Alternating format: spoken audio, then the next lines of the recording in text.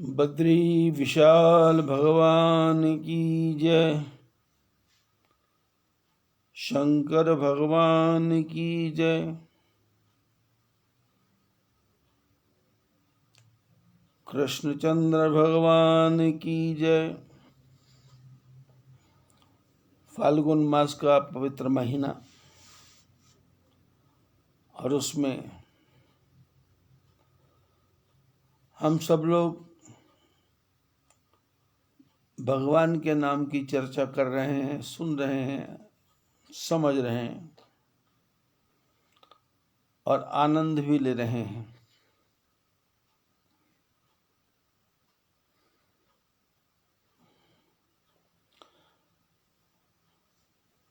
हजारों की संख्या में लोगों के फोन मेरे पास आ रहे हैं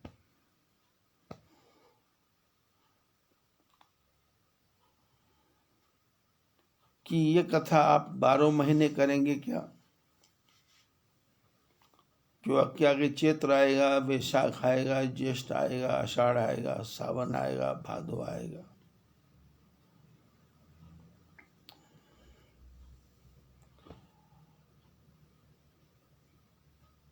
मैं कथा करने वाला कौन हूं? करवाने वाले ठाकुर जी हैं, प्रेरणा देने वाले ठाकुर जी हैं। बुद्धि के अंदर, विचार के अंदर, मन के अंदर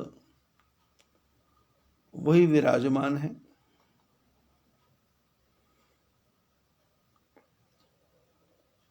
ये तो एक कथा का साधन मिल गया मेरे को, YouTube या Facebook,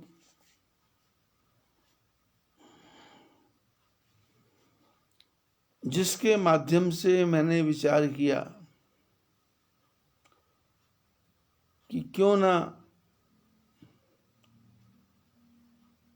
सनातन धर्म के बारे में विश्व के हर प्राणी को बताया जाए, बिना किसी तर्क के, बिना किसी झगड़े के, बिना किसी विवाद के, श्रद्धा, प्रेम और विश्वास के साथ।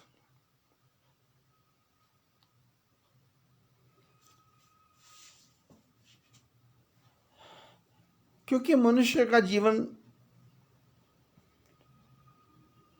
कोई लंबा तो नहीं है, गिनती की सांस है और सांस का भी भरोसा नहीं है। पता नहीं कौन सी सांस अंतिम सांस हो जाए।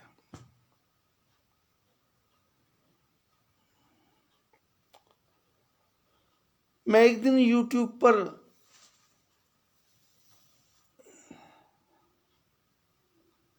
अमेरिका में बैठे हुए एक महान ग्रंथी को सत्संग करते सुन रहा था और स्टेज के ऊपर 20-25 लोग और भी बैठे हुए थे, उसके चारों तरफ सफेद कपड़े पहने हुए।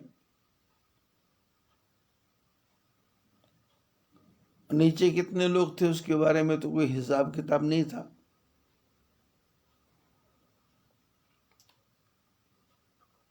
लेकिन वो जो ग्रंथी शब्द पाठ कर रहा था, शब्द पाठ करते करते वो इसी बारे में चर्चा कर रहा था कि ना जाने जीवन की अंतिम सांस कौन सी सांस हो जाए।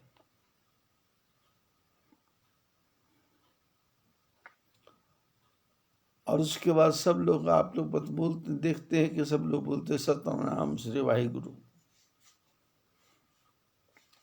लेकिन जो ग्रंथी था उसके मुझ से सतनाम श्री वाहिगुरु नहीं निकला और वो अपने हारमोनियम के ऊपर ही लुढ़क गया। जो चारों तरफ लोग बैठे थे उन्होंने कहा शायद वो संगत को प्रणाम कर रहा है। लेकिन जब वो 10-20 सेकंड नहीं उठा तो साथ वाले लोगों ने उनको उठाने की चेष्टा की तो वो आराम से गिर गए, मैंने पलट गए और प्राण निकल गए। सांसों का अनमोल खजाना दिन दिन लुटता जाए, ये लुटता ही जा रहा है।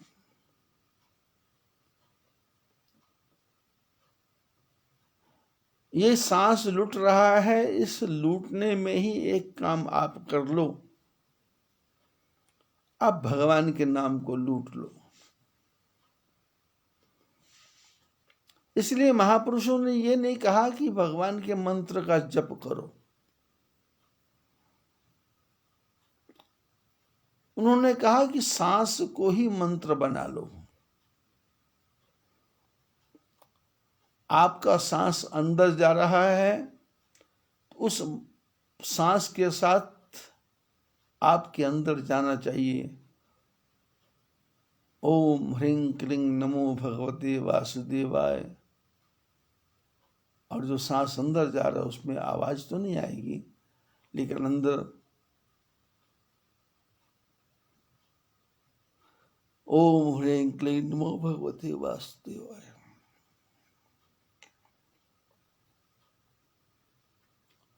सांस बाहर आए, सांस अंदर जाए, सांस बाहर आए, सांस अंदर जाए।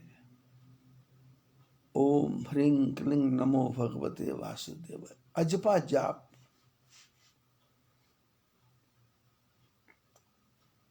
कथा चल रही है, वार्ता चल रही है, सत्संग चल रहा है, भजन चल रहा है, कीर्तन चल रहा है, लेकिन जो कर रहा है उसकी सांस में तो वही मंत्र चल रहा है, निरंतर, लगातार, चिरंतन, एक क्षण भी रुक नहीं रहा।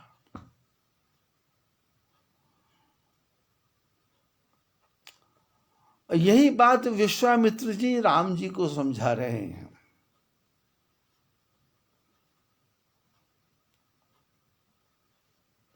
विश्वामित्र जी भगवान को पहचान गए। विद्या निधि कहु विद्या दीनी।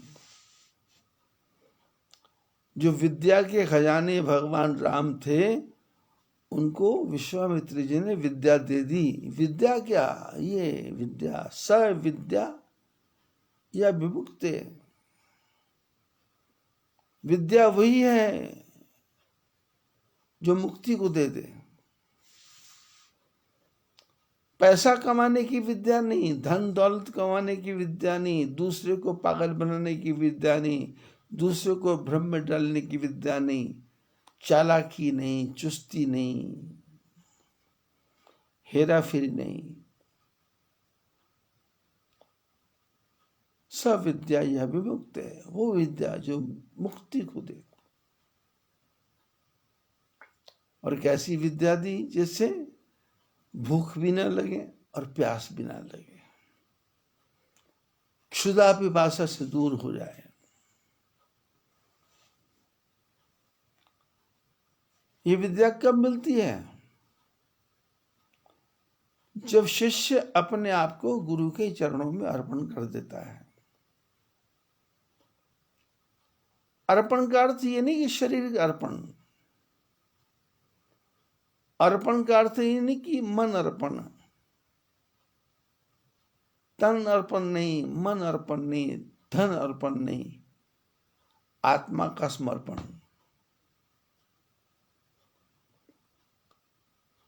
आत्मा ही गुरु के अर्पण कर दी।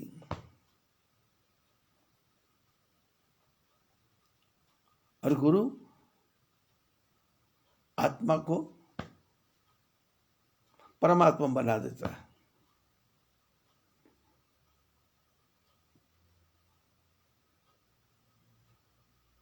कबीर जी के बारे में लोग अनेक अनेक प्रकार की बातें करते हैं, लेकिन कबीर जी के शब्द 3 हैं। एक शब्द में लिखा है राम बुलावा देखे आ दिया कबीरा रोए। जो सुख साधु संग में सो बैकुंठ न होए। शिष्य बैठे हुए थे, चर्चा चल रही थी। शिष्य ने पूछा, प्रभु कोई ज्ञान की बात? तो कबीर जी ने कहा, भगवान मेरे को बुला रहे हैं। लोगों ने कहा, भगवान? बोले हाँ। बोले आपकी क्या इच्छा है? कबीर जी की आंखों में आंसू आ गए। लोगों ने कहा, भगवान बुला रहे हैं, आप रो रहे हैं? कबीर जी ने कहा, हाँ, आंखों में आंसू आ रहे हैं। बोले क्यों? बोले राम बुलावा देखया दिया कबीरा रोए, जो सुख साधु संग में वो बैकुंठ न होए। बोले भगवान ने बुलाएंगे, बैकुंठ में ले जाएंगे, वहां क्या मिलेगा? ठाकुर जी की सेवा।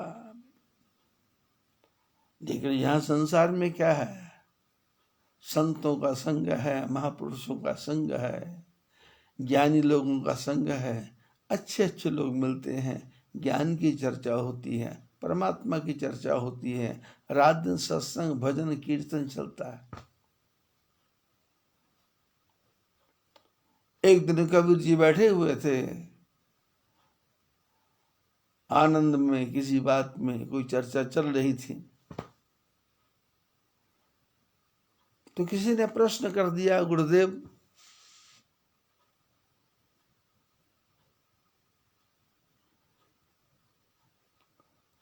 भगवान ना करे यदि आपको मृत्यु आ जाए तो आपको डर लगेगा, भय लगेगा, आप घबराएंगे, आप परेशान हो जाएंगे? कबीर जी ने कहा, नहीं नहीं नहीं, अरे भाई ना। बोले क्यों? बोले जिस मरने से जग डरे मेरे मन आनंद। जिस मरने से जग डरे मेरे मन आनंद, मरने ही से पाइए पूर्ण परमानंद। बोले जब मर जाएंगे तब पूर्ण परमानंद मिलेगा। ये मरना क्या है? आत्मा का अहंकार मर जाए, आत्मा की ममता मर जाए, आत्मा का मोह मर जाए, आत्मा की गिलानी मर जाए।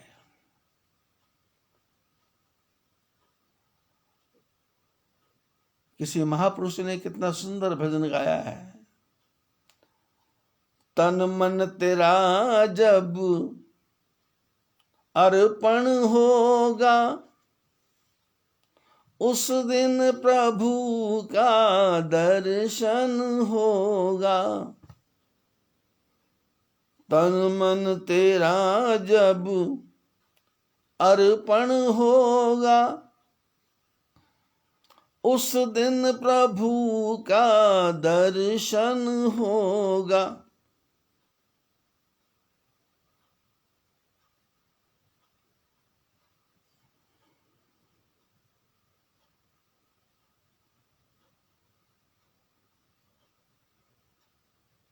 बोझ तेरे सिर पे है जो माने अपमान का,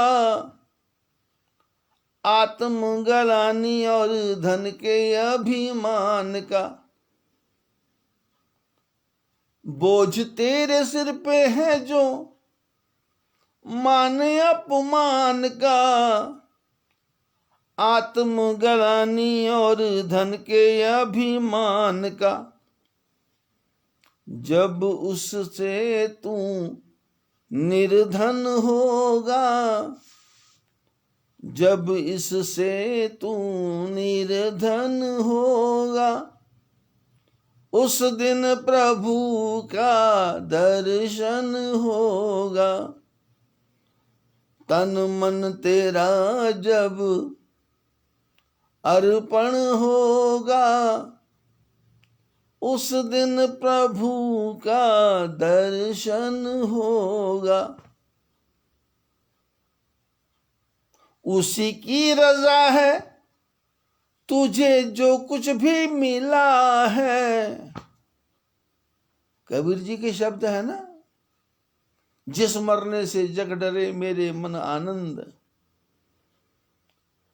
मरने ही से पाइए पूर्ण परमानंद। ये कब मिलेगा परमानंद? उसी की, जब ये समझ आ जाएगी बात, उसी की रजा है तुझे जो कुछ भी मिला है, सुख में रखा है या दुख में रखा है,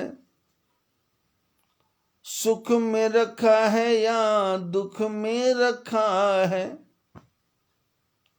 अपना न कोई साधन होगा, अपना न कोई साधन होगा, उस दिन प्रभु का दर्शन होगा। तन मन तेरा जब अर्पण होगा, उस दिन प्रभु का दर्शन होगा। बोझ तेरे सिर पे है जो मान अपमान का, पूरी जिंदगी इसी में तो बिता दी कि कैसा काम करूं कि मेरा मान हो, और ऐसा काम ना करूं कि मेरा अपमान हो जाए। किसका मान, किसका अपमान? मरने ही से पाइए पूर्ण परमानंद। बोझ तेरे सिर पे है जो मान अपमान का, आत्मग्लानि और धन के अभिमान का। जीवन में आत्मग्लानि है कि मैं सुंदर नहीं हूं, मैं लंबा नहीं हूं, मैं चौड़ा नहीं हूं, मैं स्लिम ट्रिम नहीं हूं, मैं अच्छा नहीं दिख रहा।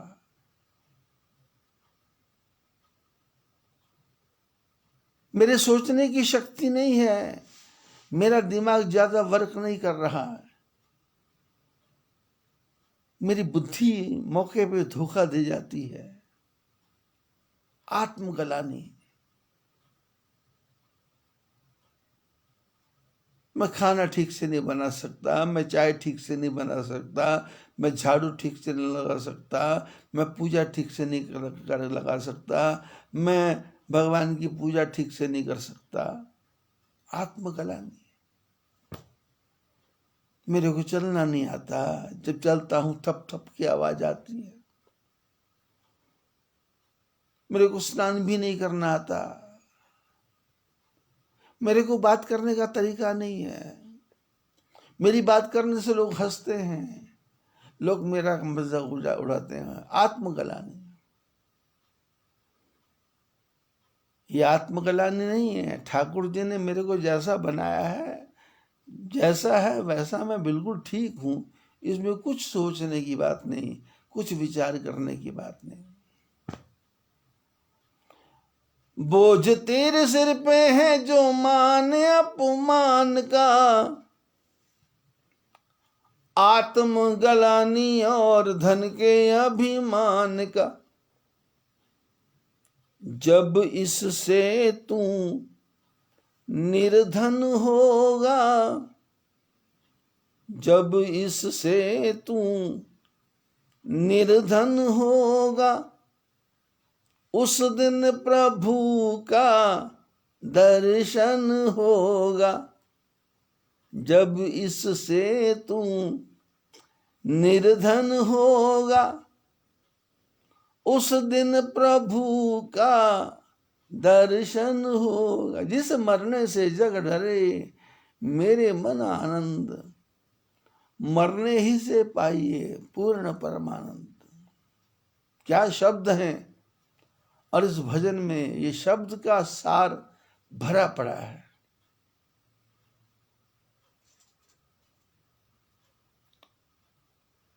और किसी महापुरुष ने जो भजन लिखा है, उसने क्या लिखा?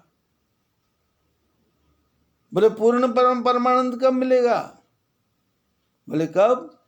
बोले आत्मा से माया की परत हट जाएगी, आत्मा से माया की परत हट जाएगी, प्यारे तेरी उसी दिन 84 कट जाएगी, प्यारे तेरी उसी दिन 84 कट जाएगी। दूर तेरा सब बंधन होगा, दूर तेरा सब बंधन होगा, उस दिन प्रभु का दर्शन होगा,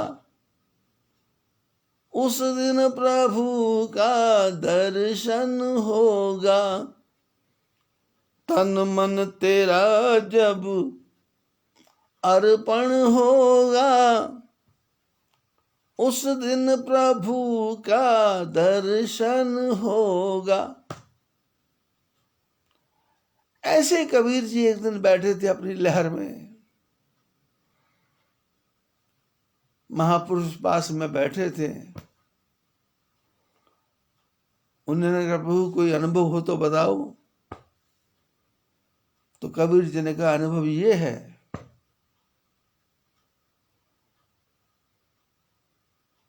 कि प्रभु जब तक जिंदा हूं आकर के मिल जाओ, प्राण है जब तक आकर के मिल जाओ, और प्राण निकल गए तो आपके आने का फायदा क्या।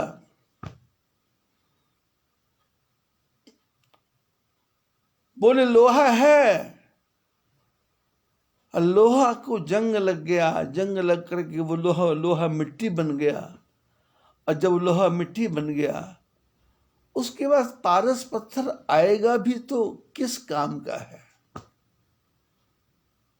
आपका पारस पत्थर इस लोहे को सोना बनाए, जब तक जिंदा है तब तक काम हो जाए तब तक ठीक है, लेकिन यदि लोहा ही मिट्टी बन गया फिर ठाकुर जी इस पारस बन के आएंगे तो फिर लाभ क्या है। जब भूख से सूख शरीर गयो, वसुधा से सुधा उपजाए तो क्या। बोले आदमी भूख के मारे शरीर सूख गया, प्राण निकल गए, और उसके बाद धरती में से अमृत भी निकालोगे तो क्या फायदा। जब भूख से सूख शरीर गयो, वसुधा से सुधा उपजाए तो क्या। जब सूख गई नभ पंखुरियां, घनश्याम पिया तब आए तो क्या।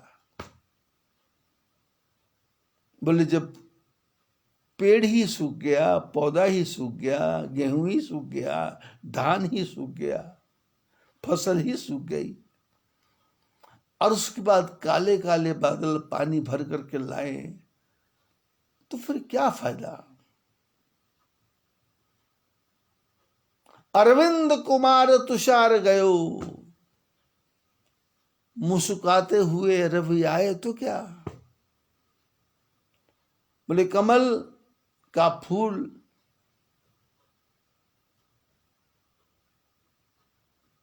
सर्दी के मौसम में रात को पत्ते सिकुड़ गए, सड़ गए, पानी खत्म हो गया, और वो कमल मर गया, और उसके बाद में यदि सूर्य भगवान मुस्कुराते मुस्कुराते आए तो क्या लाभ है, क्या लाभ है।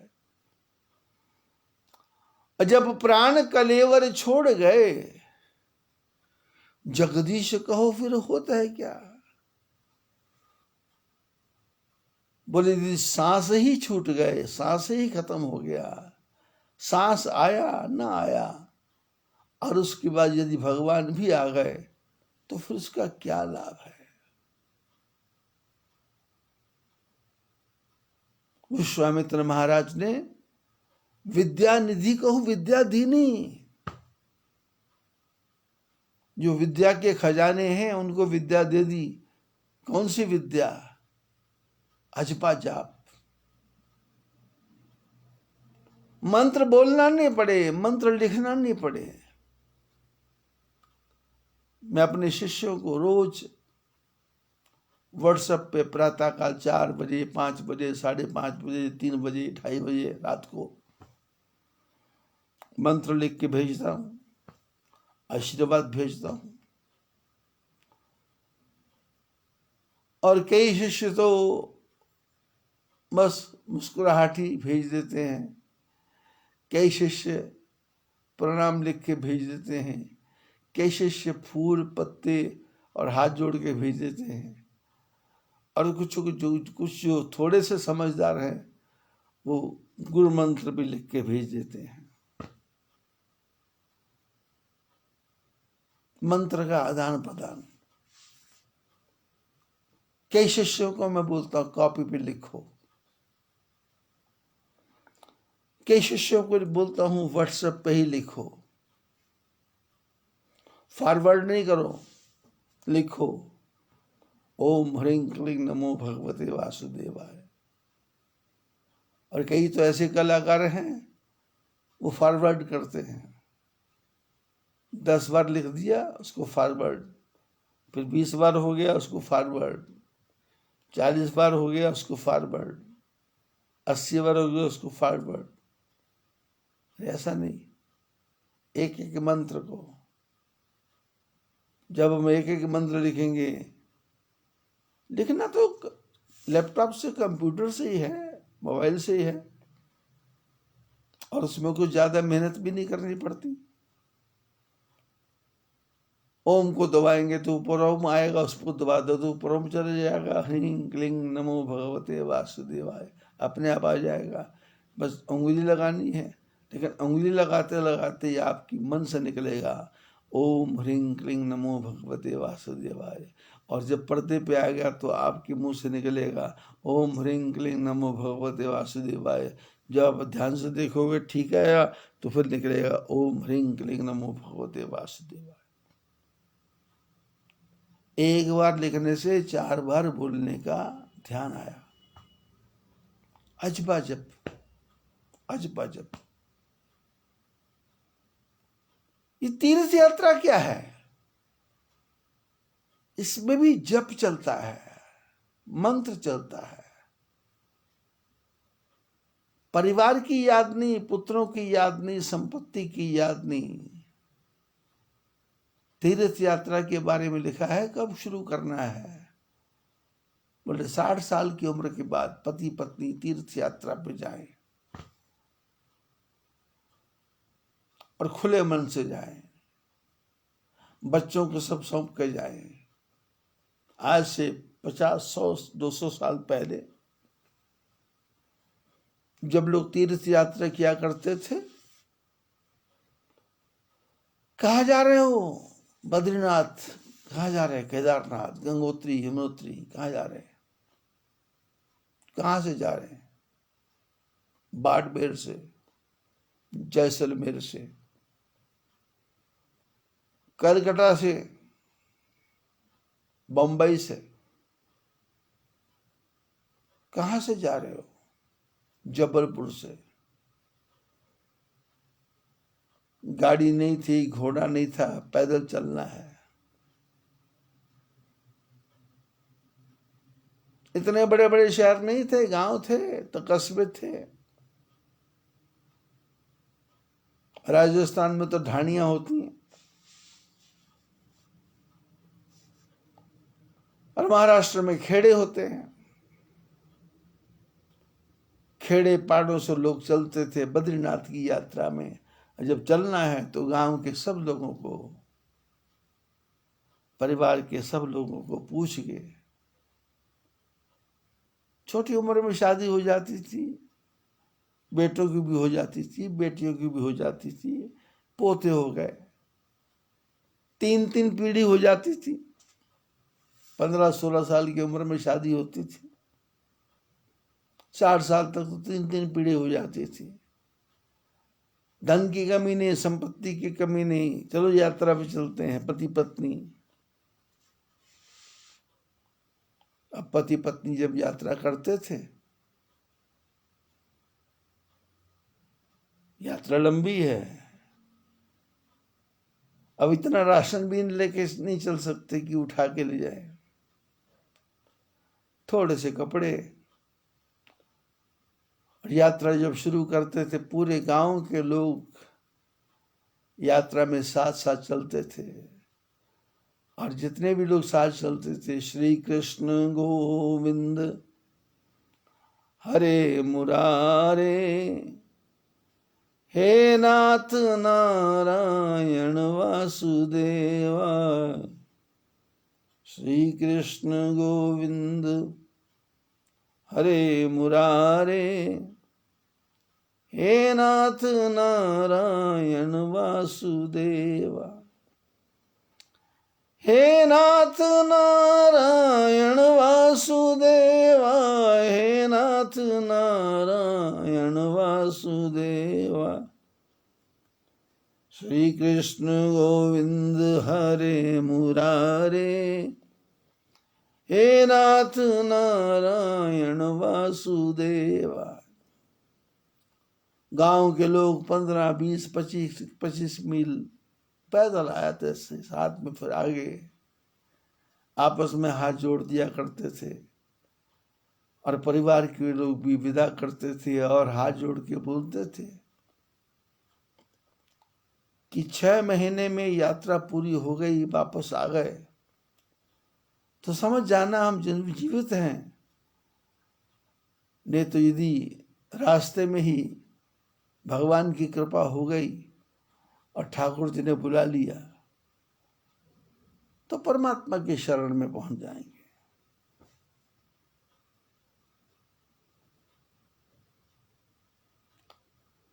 मैंने अपने जीवन में 26 बार बद्री, केदार, गंगोत्री, यमुनोत्री की यात्रा पैदल की है।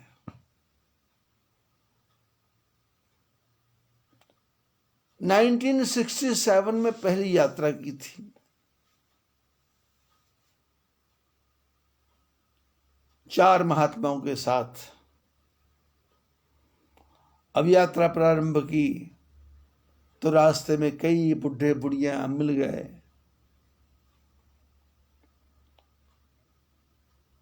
और उसमें पता लगता था कि चट्टियां हैं, गरुड़ चट्टी है, हनुमान चट्टी है, श्याना चट्टी है।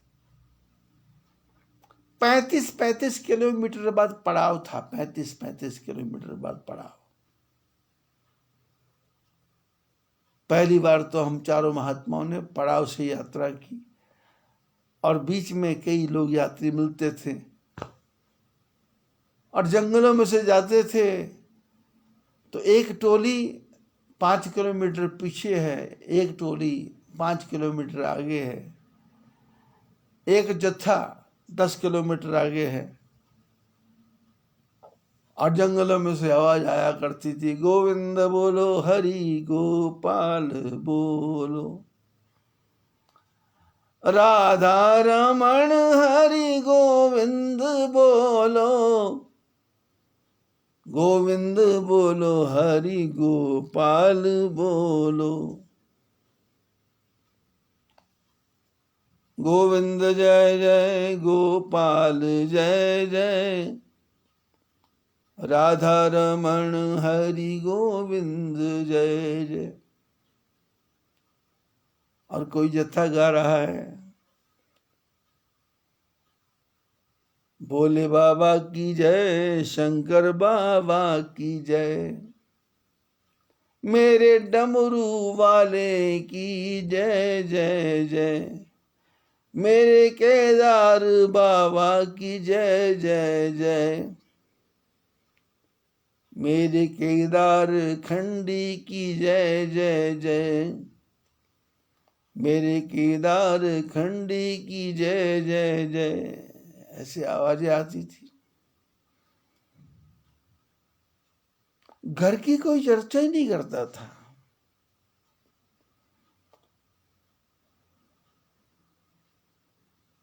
प्रातःकाल 4 बजे यात्रा शुरू होती थी और रास्ते में कोई भी किसी परिवार की, गांव की चर्चा नहीं, कहाँ से आए कुछ नहीं पता, बस मिलते जाओ, चलते जाओ, भजन करते जाओ। और कई लोग तो, कई यात्री तो ऐसे थे, वो शांत चित्त से होकर के गुरु मंत्र का जप करते करते ही चलते जाते थे। नदी के किनारे किनारे, क्योंकि जितने तीर्थ नदी के किनारे किनारे चट्टियां बनी हुई, पहुंच गए। 10 बजे के लगभग नदी में जाके स्नान करते और स्नान करके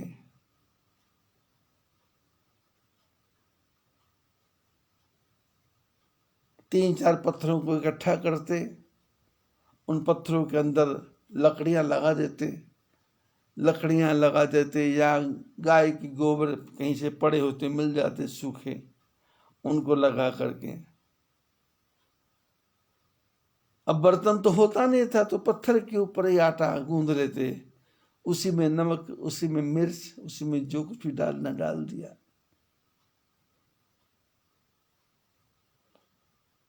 और उसको गोल गोल करके वो जो जलती हुई अग्नि है उसके अंदर डाल देते, ऊपर से लकड़ियां डाल देते, उसके मोटे मोटे गोले बन जाते, रोटी पक जाती, रोटी नहीं गोले।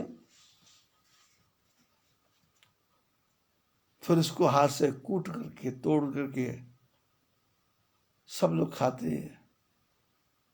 जो चारों तरफ लोग बैठे होते एक दूसरे से पूछते, आप भोजन करो, आप भोजन करो, आप भोजन करो, आप भोजन करो। एक दूसरे का प्रसाद लेते, एक दूसरे को देते, एक दूसरे को खाते। किसी के पास नहीं है तो उसको कोई चिंता नहीं, क्योंकि कोई ना कोई तो देगा ही देगा। प्रसाद मिल जाता था, हमारे जैसे लोगों को बना बनाया भोजन मिल जाता था। हम 4 महात्मा थे, लोग हमारे लिए विशेष व्यवस्था करते थे।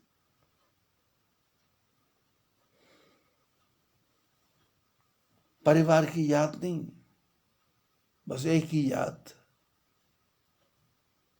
उत्तरकाशी कितने किलोमीटर है,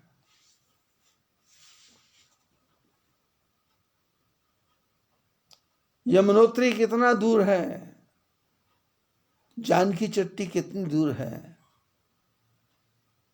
श्याणा चट्टी कितनी दूर है, रामबाड़ा कितने दूर है, केदारनाथ कितने दूर है, गंगोत्री कितनी दूर है, यमुनोत्री कितनी दूर है, अनुसुया माता मंदिर कितने दूर है, काली मठ कितने दूर है, त्रिजुगी नारायण कितने दूर है। और उसके बाद में जंगलों के रास्ते से होते होते तुंगनाथ कहाँ है, रुद्रनाथ कहाँ है, मद महेश्वर कहाँ है, कल्पेश्वर कहाँ है,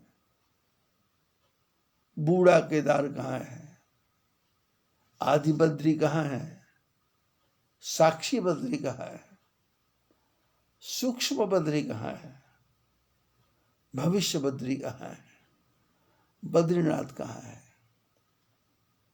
अलकनंदा आ गई, मंदाकिनी आ गई, नंदाकिनी आ गई, कर्णप्रयाग आ गया, रुद्रप्रयाग आ गया, सोनप्रयाग आ गया, विष्णुप्रयाग आ गया।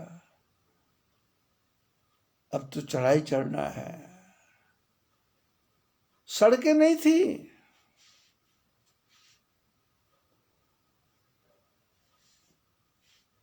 पहले सुना है कि सिर्फ पीपल कोटी तक ही बस जाती थी, लेकिन बाद में जब भारत चाइना का युद्ध हुआ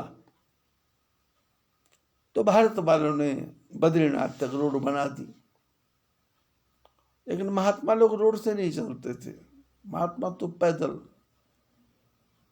शॉर्टकट रास्ते से, और साथ में जो यात्रियों का झुंड, वो बद्री नारायण नारायण नारायण श्रीमन्नारायण नारायण नारायण, जय जय नारायण नारायण नारायण,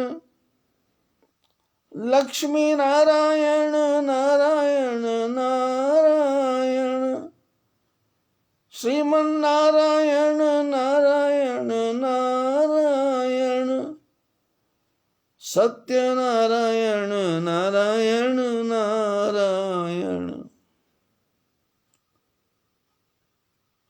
जंगलों में अलग अलग झुंडों में लोग चलते,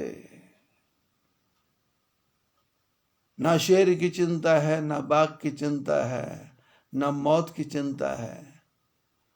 बस पूरी यात्रा में चिंतन ही चिंतन है, चिंतन ही चिंतन है, चिंतन ही चिंतन है। किसका? परिवार का नहीं, फोन का नहीं, मोबाइल का नहीं,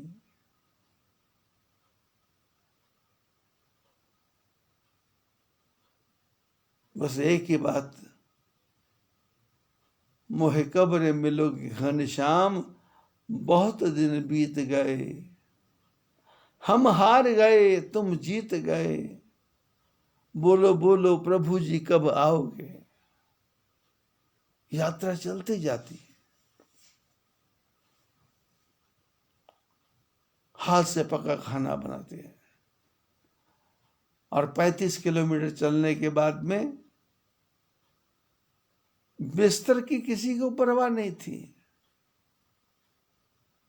जमीन सीधी है, टेढ़ी है, ऊंची है, नीची है, बस यात्री पहुंचता था। रात्रि का कोई भोजन नहीं करता था। सब लोग जो चट्टी आई वहां जाके, जिसको जिसको यहां जहां पत्थर मिला वहीं वे सिर टिका के सो गया। और ठाकुर जी 4 बजे जगा देते, आपस में चर्चा होती, हरि बोल, जय श्री राम, जय सिया राम, जय बद्री नारायण, हरिओम हरिओम, नारायण नारायण। महात्मा लोग भी बोलते, यात्री भी बोलते। एक हिम्मत, एक उत्साह, एक लगन, एक प्रेरणा। चलो,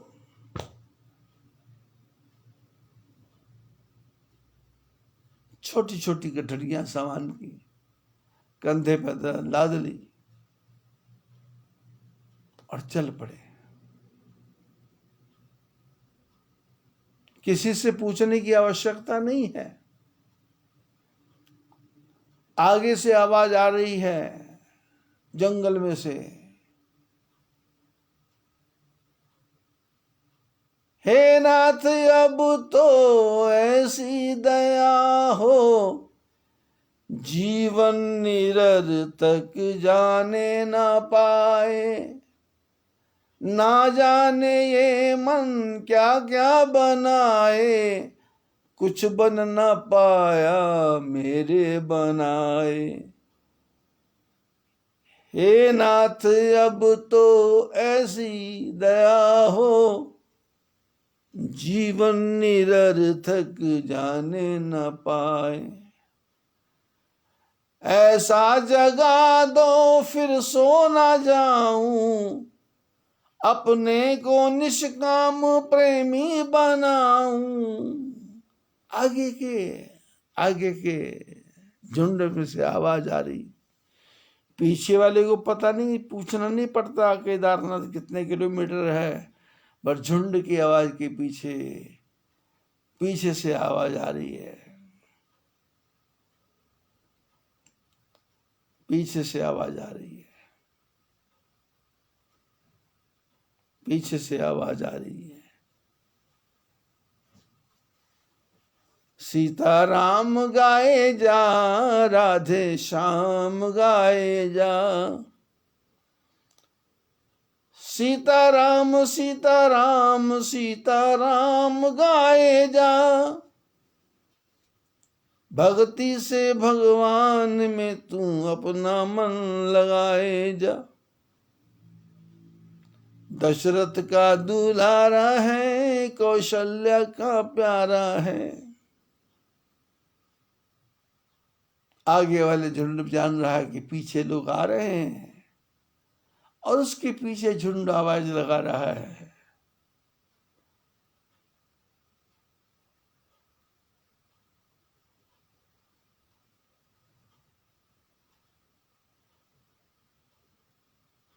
ओ गीता वाले सांवरे तुम गीता को सुना।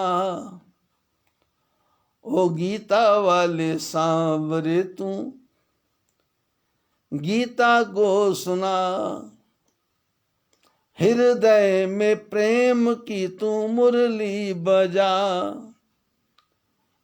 हृदय में प्रेम की तू मुरली बजा।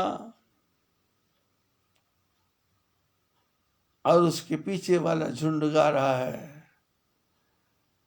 रघुपति राघव राजा राम, पतित पावन सीताराम। आओ मेरे भोले भाले राम, भक्तों के रखवाले राम। आओ मेरे भोले भाले राम, भक्तों के रखवाले राम। रघुपति राघव राजा राम, पतित पावन सीताराम। उसके पीछे वाला झुंड गा रहा है, आते भी राम गहो, जाते भी राम गहो, सुबह और शाम कहो राम राम राम।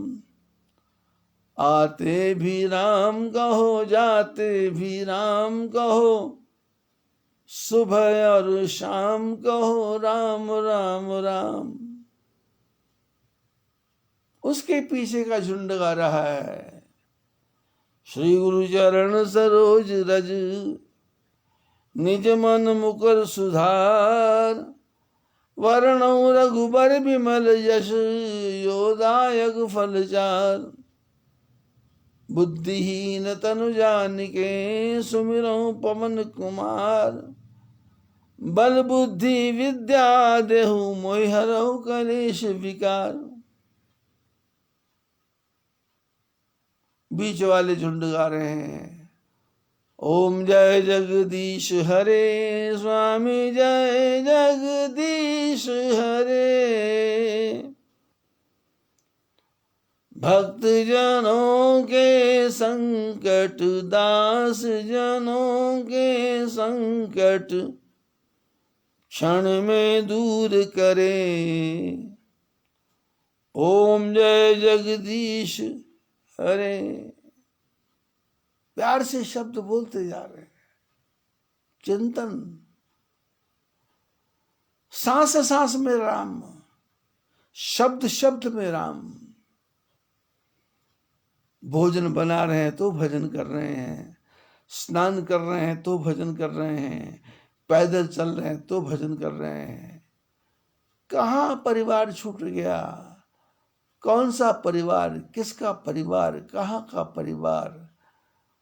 बस यही परिवार है जो 20 आदमी का झुंड है, 30 आदमी का झुंड है, 40 आदमी का झुंड है। रास्ते में कुछ महात्मा मिल गए, पंडा मिल गए, पुरोहित मिल गया, पुजारी मिल गए,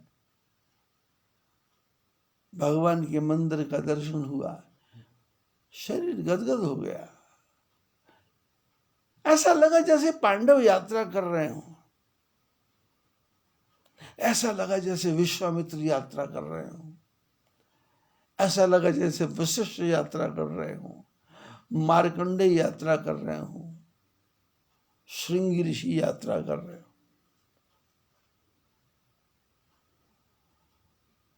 तीर्थ यात्रा का अर्थ क्या है? तीर्थ यात्रा का अर्थ ये नहीं है कि टच एंड गो, हाथ लगाया भागो। और घर जाके बोला हमने 15 दिन में यात्रा कर ली, हमने 14 दिन में यात्रा कर ली, हमने 13 दिन में यात्रा कर ली। अरे घर जाके बोलना किसने है? यात्रा के बीच में ही प्राणों का अंत।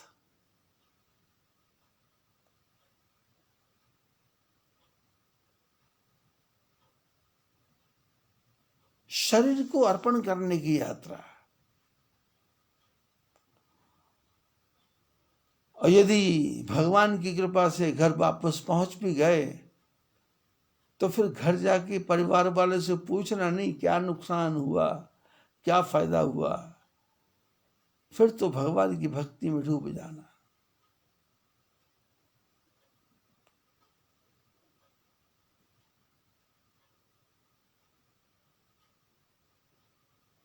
मेरे को भगवान की भक्ति में डूबे हुए मेरे एक मित्र महावीर जी,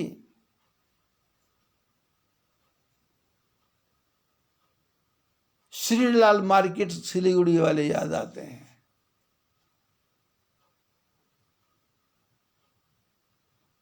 दमे के मरीज हैं,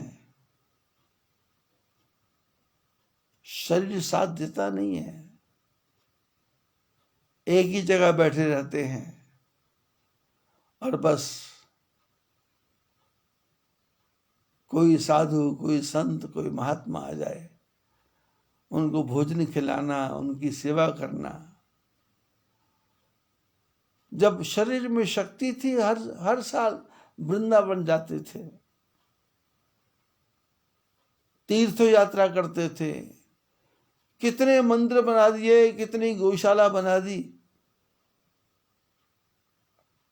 लेकिन मेरे से इतना प्रेम। एक दिन सत्संग चल रहा था, मैं अपने मूड में था, वो अपने मूड में थे। बोले कोई ऐसी बात बता दो जिससे जीवन का धारा बदल जाए। आपने एक शब्द बोला था कि जीवन में कभी किसी को नहीं बोलना मैं गरीब हूं, और आज भगवान की कृपा से करोड़ों रुपए की संपत्ति है, करोड़ों की संपत्ति है।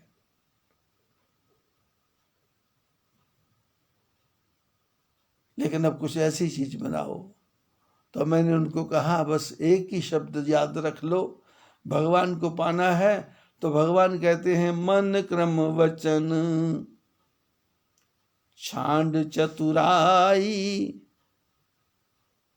मन क्रम वचन छांड चतुराई, भजत कृपा करि हैं रघुराई, भजत कृपा करि हैं रघुराई। मन से भी चालाकी को छोड़ दो, वचन से भी चालाकी को छोड़ दो, कर्म से भी चालाकी को छोड़ दो। चालाकी छोड़ दो और भगवान कृपा करेंगे। कितनी जल्दी?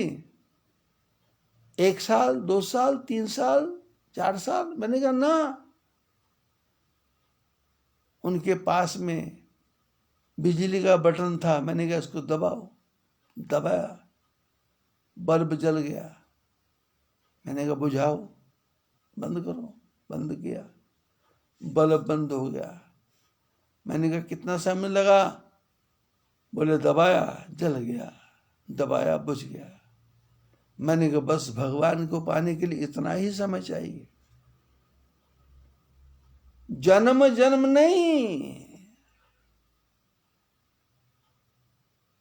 पंजाबी का कवि कहता राम तेथों दूर नहीं, तेरा भी कसूर नहीं, वेखण वाली अख जड़ी ओदे विच नूर नहीं। बोले भगवान तेरे से दूर नहीं है,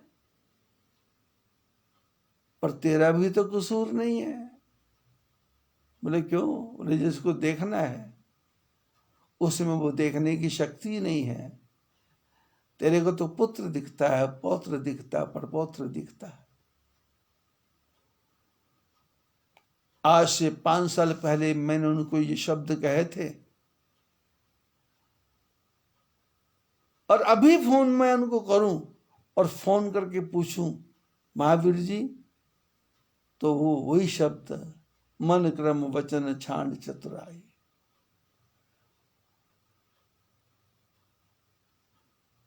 बच्चों से पैसा मांगना बंद कर दिया, बच्चों से हिसाब पूछना बंद कर दिया। क्या घाटा है, क्या फायदा है, क्या लेना है, क्या देना है। पत्नी की मृत्यु हुई, आंख से एक आंसू नहीं निकाला। पूछा मैंने, शांति चली गई। बोले बहुत अच्छा हो गया, टाइम पे चली गई, कोई दुख नहीं पाया।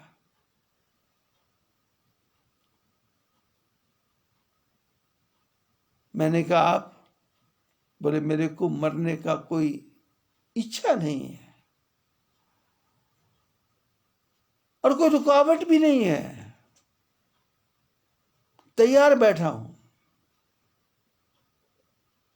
बिस्तर तैयार है, गठरी बांध के तैयार है, बस ऑर्डर मिला चले।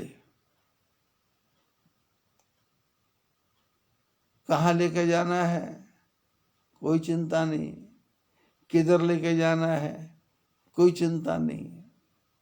नरक का भय नहीं है और स्वर्ग की कामना भी नहीं है, बस एक ही कामना है, तड़प के मरूं, इसकी भी कोई चिंता नहीं। हाय हाय करके मरूं, इसकी भी कोई परवाह नहीं। यहां ले चलोगे वहीं मैं चलूंगा। और ठाकुर जी की कृपा से आप उनके पास जाएंगे तो उनको मानने वाले हजारों लोग हैं, हजारों।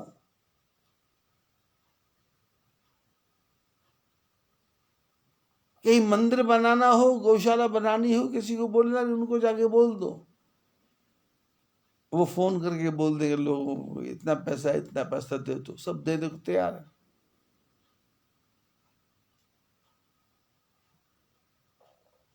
उनके हाथों को आप हाथ लगा के देखोगे तो आपको ऐसा लगेगा जैसे आपने रुई को हाथ लगा दिया हो, रेशम को हाथ लगा दिया हो। इतना मुलायम, इतनी मीठी भाषा, इतनी प्यारी भाषा, सचमुच महावीर लगते हैं।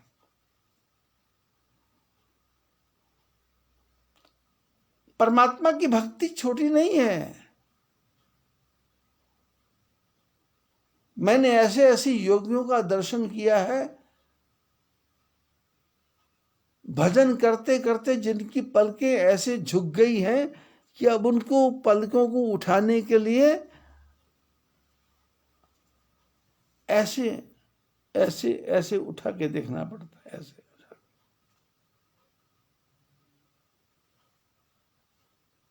पलक उठ नहीं रही, भगवान के ध्यान में मगन हो गई। हैदराबाद में जीवराज भाई जी का परिवार है, गुजरात के लोग हैं, काठियावाड़ के रहने वाले हैं, 7 भाई हैं। उनके पिताजी की उम्र इस समय 109 वर्ष हो गई।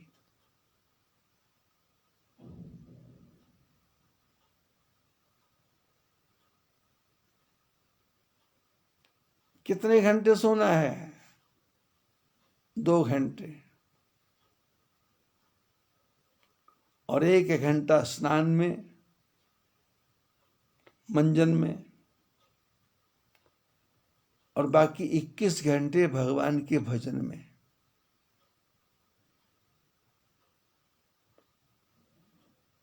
हैदराबाद में जाना आप, बस इतना ही पूछना कि हार्वेस्टर की चादरों का जो काम करते हैं उनका मकान कहाँ है। बड़ी चौड़ी में जाना, बेगम बाजार में जाना,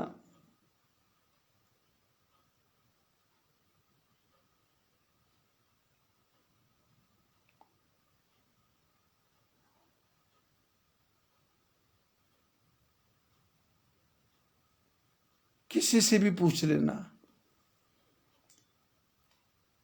जो गुजराती परिवार 7 भाई हैं उनका मकान कहाँ है, तो कोई भी बता देगा। और उनके घर जाकर के उनके पिताजी का दर्शन करना, आपको परमात्मा का दर्शन होगा, भगवान का दर्शन होगा।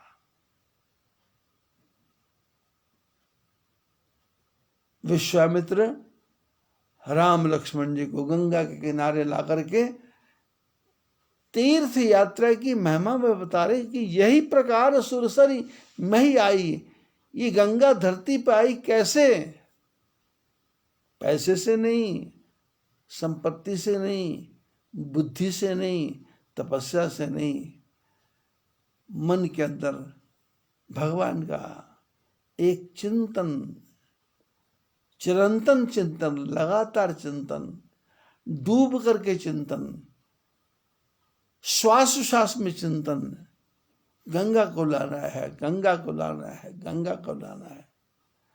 ऐसे ही हमको आपको निरंतर भगवान का भजन करना है। ओम ह्रीं क्लीं नमो भगवते वासुदेवाय। जय बद्री विशाल।